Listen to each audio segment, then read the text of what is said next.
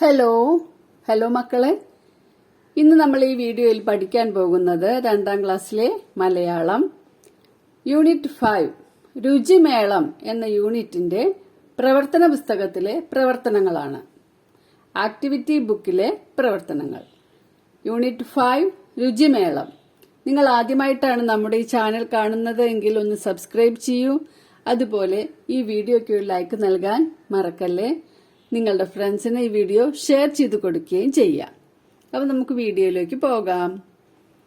അതിലെ പ്രവർത്തനം 1. പല പല പലഹാരങ്ങൾ. എനിക്ക് കിട്ടിയ പലഹാരം. ഏതാണ് എനിക്ക് കിട്ടിയ പലഹാരം എന്ന് പറഞ്ഞിട്ട് ഞാൻ ഇവിടെ എഴുതുന്നത് പഴംപൊരിയാണ്. പഴംപൊരി. നിങ്ങൾക്ക് ഇഷ്ടമാണോ പഴംപൊരി? എന്റെ കൂട്ടുകാർക്ക് കിട്ടിയ പലഹാരങ്ങൾ. അപ്പൊ നിങ്ങൾക്ക് ഇഷ്ടമുള്ള പലഹാരങ്ങളുടെ പേര് കൂട്ടുകാരോട് ചോദിച്ച് നെയ്യപ്പം, ഉഴുന്നുവട, പിന്നെ അങ്ങനെ പലതരം പലഹാരങ്ങളുടെ പേര് ഇവിടെ എഴുതുക. എന്റെ പലഹാരത്തെ കുറിച്ച് എനിക്കറിയാവുന്നത്. എന്റെ പലഹാരം പഴംപൊരിയാണ് അല്ലെ. അതിനെക്കുറിച്ച് എനിക്കറിയാവുന്ന കാര്യങ്ങൾ നമുക്ക് എഴുതാം.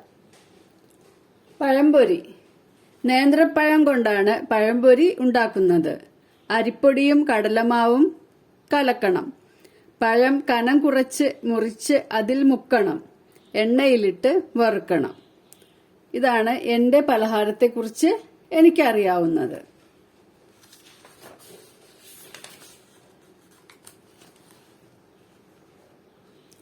പ്രവർത്തനം 2. പറഞ്ഞതെന്താവാം. അച്ഛനും അമ്മയും കുഞ്ഞുമോളെയും കൊണ്ട് ആശുപത്രിയിൽ പോയി. ഡോക്ടറെ കാണിച്ചു. ഡോക്ടറും കുഞ്ഞുമോളും തമ്മിൽ പറഞ്ഞത് എന്തൊക്കെയാവാം? ഇന്ന് രാവിലെ ആഹാരം കഴിച്ചില്ലേ മോളെ? ഇല്ല ഡോക്ടർ മാമ. അപ്പൊ ഡോക്ടർ എന്താണ് പറയണ?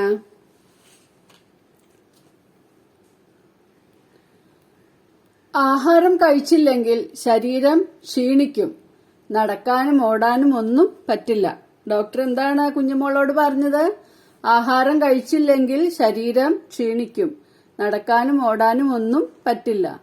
അപ്പൊ കുഞ്ഞുമോള് പറയാണ്, എനിക്ക് ഒരു രുചിയും തോന്നുന്നില്ല. അതുകൊണ്ടാണ് അവള് കഴിക്കാത്തതെന്ന്. എനിക്ക് ഒരു രുചിയും തോന്നുന്നില്ല.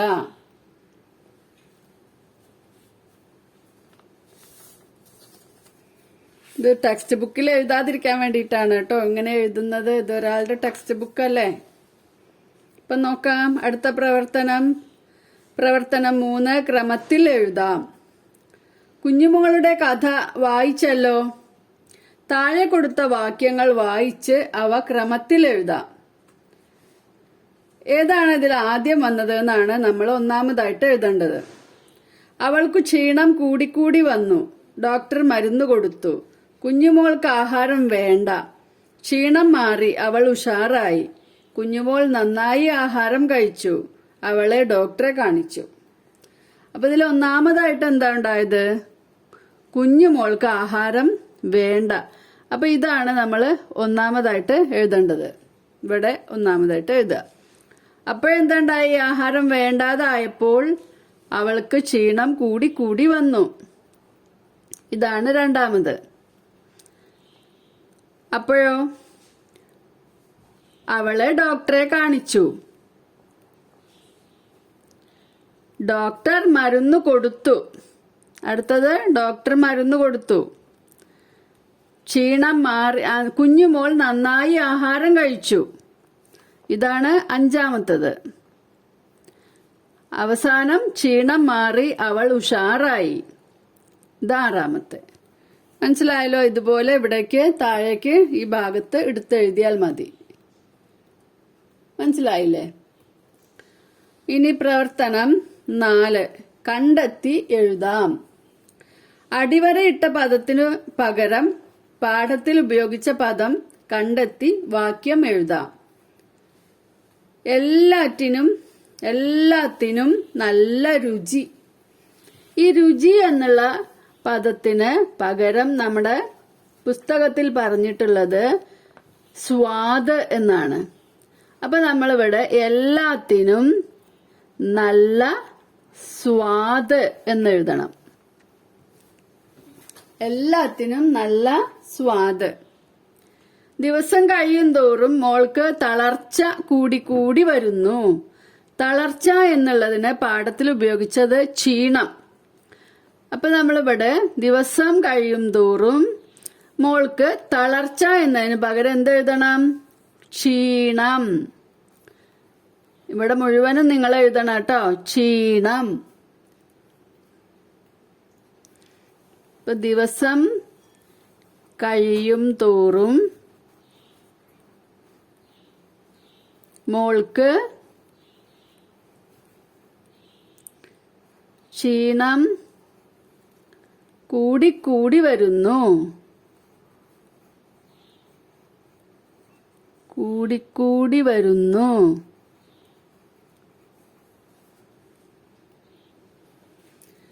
കുഞ്ഞുമോൾ ഉത്സാഹത്തോടെ സ്കൂളിൽ പോകാൻ തുടങ്ങി. കുഞ്ഞുമോൾ ഉത്സാഹത്തോടെ എന്നുള്ളതിന് പകരം ചുറുചുറുക്കോടെ. കുഞ്ഞുമോൾ ചുറുചുറുക്കോടെ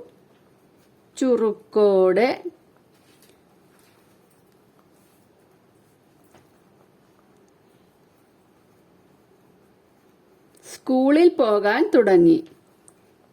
സ്കൂളിൽ പോകാൻ തുടങ്ങി. കുഞ്ഞുമോൾക്ക് ഒന്നും തിന്നാൻ വേണ്ട. തിന്നാൻ എന്നതിന് പകരം കഴിക്കാൻ. പാഠത്തിൽ ഉപയോഗിച്ച വാക്ക് കഴിക്കാൻ. കുഞ്ഞുമോൾക്ക് ഒന്നും കഴിക്കാൻ വേണ്ട.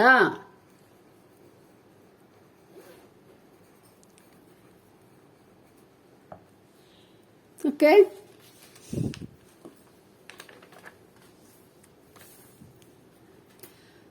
പ്രവർത്തനം 5.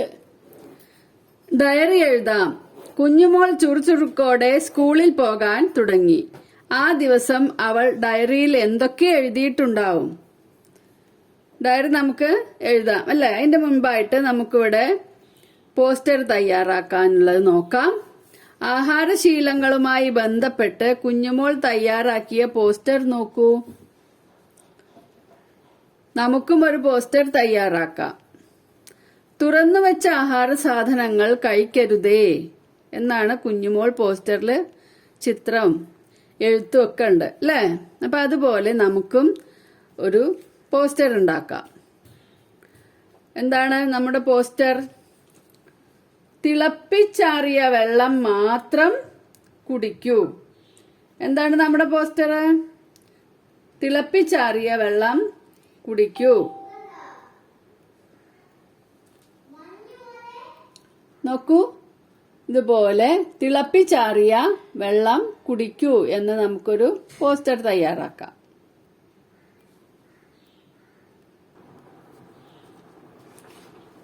പ്രവർത്തനം 5. ഡയറി എഴുതാം. കുഞ്ഞുമോൾ ചുറുചുറുക്കോടെ സ്കൂളിൽ പോകാൻ തുടങ്ങി. ആ ദിവസം അവൾ ഡയറിയിൽ എന്തൊക്കെ എഴുതിയിട്ടുണ്ടാവും? ഡയറിയിൽ ഡേറ്റും ദിവസവും ഇടാം. 23/9/2025 ചൊവ്വ. ഇന്ന് എഴുന്നേറ്റപ്പോൾ തന്നെ നല്ല സന്തോഷം തോന്നി. ക്ഷീണമൊക്കെ മാറി സ്കൂളിലേക്ക് പോകുന്ന ദിവസമാണ്. ക്ഷീണം കാരണം കുറേ ദിവസമായി എന്റെ സൈക്കിൾ എടുത്തിരുന്നില്ല. സൈക്കിൾ ചവിട്ടി റോഡിലൂടെ പോകുമ്പോൾ മുഖത്ത് തണുത്ത കാറ്റടിച്ചു. നല്ല സുഖം. ഇനി ഞാൻ പോഷക ഗുണമുള്ള ഭക്ഷണം കഴിക്കും.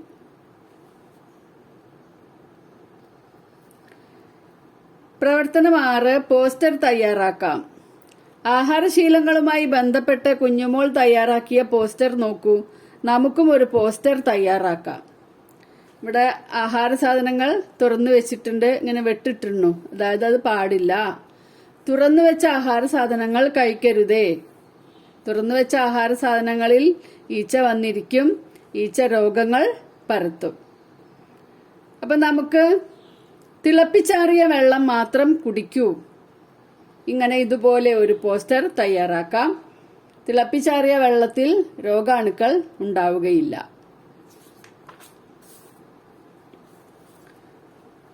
പ്രവർത്തനം 7 പാചകക്കുറിപ്പ് എഴുതാം. ഉണ്ടാക്കുന്നത് എങ്ങനെയെന്ന് മനസ്സിലായല്ലോ. ഇതുപോലെ നിങ്ങളുടെ വീട്ടിലും ധാരാളം വിഭവങ്ങൾ ഉണ്ടാക്കാറില്ലേ? ഏതെങ്കിലും ഒരു വിഭവം തയ്യാറാക്കുന്ന വിധം എഴുതാം. വിഭവത്തിന്റെ പേര്, ചേരുവകൾ, തയ്യാറാക്കുന്ന വിധം. പുട്ട് തയ്യാറാക്കുന്നത് എങ്ങനെയെന്നാണ് ഇവിടെ പറയുന്നത്. പുട്ട് ചേരുവകൾ: അരിപ്പൊടി, തേങ്ങ ചിരകിയത്, ഉപ്പ്. തയ്യാറാക്കുന്ന വിധം: അരിപ്പൊടി ഉപ്പുവെള്ളം തളിച്ച് നനച്ചെടുക്കുക. പുട്ടുകുറ്റിയിൽ വെള്ളമൊഴിക്കുക. അടുപ്പത്ത് വെച്ച് തിളപ്പിക്കുക. പുട്ടുകുറ്റിയുടെ കുഴലിൽ ചില്ലു വെക്കുക. അരിപ്പൊടി ഇടുക. പിന്നെ തേങ്ങ ഇടുക. പിന്നെയും അരിപ്പൊടി, തേങ്ങ, അങ്ങനെ നിറയ്ക്കുക. പുട്ടുകലത്തിന് മുകളിൽ വെക്കുക. ആവി വന്ന് വേവട്ടെ. പിന്നെ ഒരു കോൽ കൊണ്ട് കുത്തി പാത്രത്തിലേക്ക് ഇടാം. ഓക്കെ, പിന്നെ ഒരു കോൽ കൊണ്ട് കുത്തുക. പുട്ടുണ്ടാക്കുമ്പോൾ നിങ്ങളും വീട്ടിൽ ചെന്ന് അമ്മയുടെ കൂടെ നിന്ന് കാണുക. പ്രവർത്തനം 8 കണ്ടെത്താം എഴുതാം. ചേരുവകൾ കണ്ടെത്തി എഴുതാം. ആദ്യത്തേത് പരിപ്പ് വട. കടലപ്പരിപ്പ്, പച്ചമുളക്, ഇഞ്ചി, കറിവേപ്പില, ഉപ്പ്, മുളകുപൊടി, മഞ്ഞൾപ്പൊടി, ഇത്രയും സാധനങ്ങൾ ചേർത്താണ് പരിപ്പ് വട ഉണ്ടാക്കുന്നത്. അടുത്തതായിട്ട് സാമ്പാറാണ്. സാമ്പാർ, അതുപോലെ അതിന്റെ അടുത്തത് പ്രഥമൻ. ഇവ രണ്ടും തയ്യാറാക്കാൻ ആവശ്യമായ ചേരുവകളാണ് നമ്മളിവിടെ കൊടുത്തിട്ടുള്ളത്. സാമ്പാർ: പരിപ്പ്, വെണ്ടയ്ക്ക, മുരിങ്ങക്ക, തക്കാളി, പുളി, സാമ്പാർ പൊടി. പ്രഥമൻ ഉണ്ടാക്കാൻ വേണ്ടി അട, ശർക്കര, തേങ്ങാപ്പാൽ, നെയ്യ്, അണ്ടിപ്പരിപ്പ്, ഏലക്ക, ഇത്രയും സാധനങ്ങളാണ് ഇതിന്റെ ചേരുവകൾ. ഇപ്പോൾ നമ്മുടെ രുചിമേളം എന്ന പാഠത്തിന്റെ പ്രവർത്തന പുസ്തകത്തിലെ പ്രവർത്തനങ്ങളെല്ലാം തീർന്നിട്ടുണ്ട്. നിങ്ങൾക്കെല്ലാം മനസ്സിലായിട്ടുണ്ടാവുമെന്ന് വിചാരിക്കുന്നു. അപ്പോൾ ഇനി അടുത്ത പാഠവുമായി വീണ്ടും കാണാം. അതുവരേക്കും ബൈ.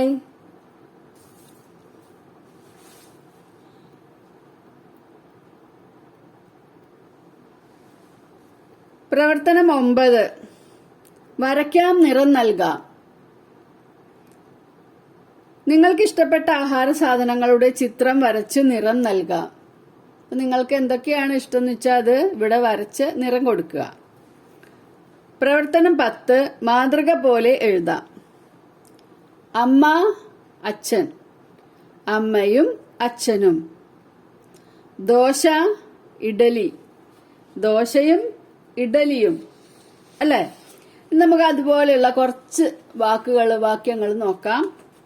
അതുപോലെയുള്ള ഏട്ടൻ, അനിയൻ, ഏട്ടനും അനിയനും. പഴം, പപ്പടം, പഴവും പപ്പടവും. കാക്ക, പൂച്ച, കാക്കയും പൂച്ചയും. ചോറ്, മീൻ, ചോറും മീനും. അപ്പം, അട, അപ്പവും അടയും. ഇപ്പൊ എല്ലാവർക്കും നമ്മുടെ ഈ വീഡിയോയിൽ പറഞ്ഞ കാര്യങ്ങളെല്ലാം മനസ്സിലാവുമെന്ന് വിചാരിക്കുന്നു. രുചിമേളം എന്ന പാഠത്തിന്റെ പ്രവർത്തന പുസ്തകത്തിലെ പ്രവർത്തനങ്ങളാണ് ഇത്ര നേരം നമ്മൾ പഠിച്ചത്. എല്ലാവർക്കും മനസ്സിലായി എന്ന് വിചാരിക്കുന്നു. അടുത്ത പാഠത്തിന്റെ വീഡിയോയുമായി കാണും വരെ ബൈ.